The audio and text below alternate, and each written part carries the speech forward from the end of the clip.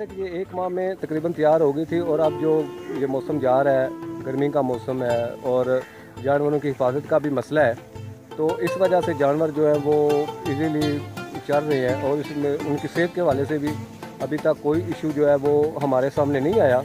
ये जैसा कि आप देख रहे हैं कि ये तमाम जानवर जो है ये दोगली नस्ल के हैं।